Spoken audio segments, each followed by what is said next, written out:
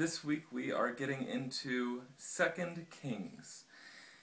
Now, the book of Kings gets a little complicated because when we look in our Bibles these days, we see 1 Samuel and 2 Samuel and 1 Kings and 2 Kings. And it might seem a little confusing because it's really one big, long tradition. Sometime in the medieval period, this one larger tradition of the former prophets was broken up into these little manageable sections. So when we look at the writings in 1st and 2nd Kings, we can't think of it as being one thing written for one people and another thing written for another people into two nice, neat sections. But it'd be more accurate to look at it as the Book of Kings, one book of Kings. Now, I'm not going to go and rewrite the Bible for you. I'm sure most of you wouldn't appreciate that too much. But I want us to be comfortable enough that when we sit down in front of these books of the Bible, we understand how they fit together, and we can make a little bit of sense out of them. The other thing I want you to keep in mind when we're reading from the book of 2 Kings is that it's not just these two pieces, 1st and 2nd Kings, but it goes way back. We start with Joshua. We go through the story of Judges. We go through the story of Samuel, 1st and 2nd. And then we get into the story of Kings. The question is, when we get all these books together, when we get all these stories and collections, how is it that we sit down and read them so that they make sense? Especially when they have all these other names. Do we read it as a historical record, or do we read it as a theological treatise of some sort? I'm going to suggest that we do both. Now bear with me. Let's just take a look at the book of Kings.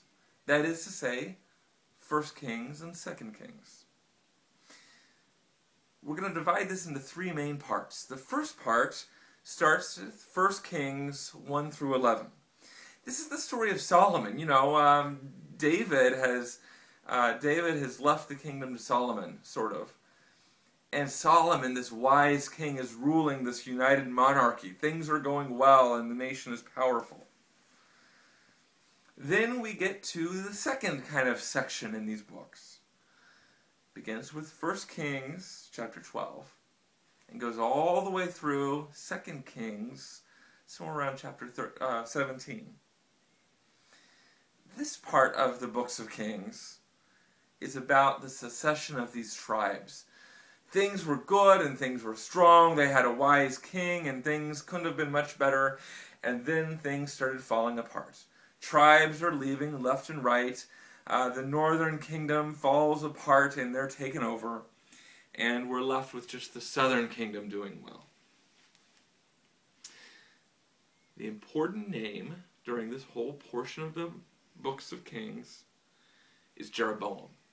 Because it's the sin of Jeroboam, it's Jeroboam's mistakes that leave the northern kingdom in sin and cause them to fall apart, at least according to the book of Kings.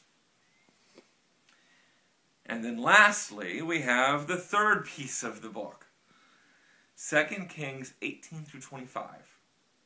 When we get to the end of the book of Kings, the primary focus of that part of the book is on the southern kingdom, Judah. That is the part of, that's the tribe that David came from.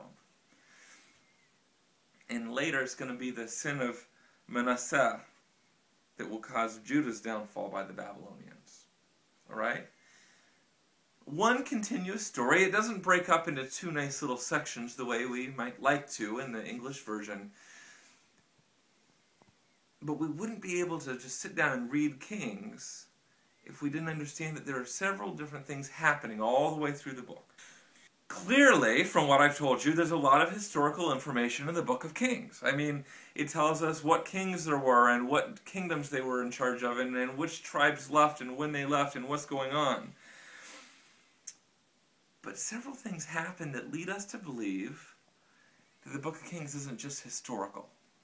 For one thing, we know of kings like Omri, who, according to other books and writings from the period, was a very important king, a very powerful monarch. And yet the writer of Kings sees him as unfaithful, not worthy of God's trust and faith, and therefore writes him out of the book almost. There's just barely a mention of this very powerful king from that day and age. That tells us that the writer is not just concerned with historical facts, with political power, but the writer is also concerned with theology and what God is doing in the lives of these kings and people. So the book of Kings is both historical and also theological. And those who wrote the book of Kings, those who put this together in a way that we have it today, did a beautiful job of weaving together the godly with the messy and the human and the political to make a book that's fascinating and powerful.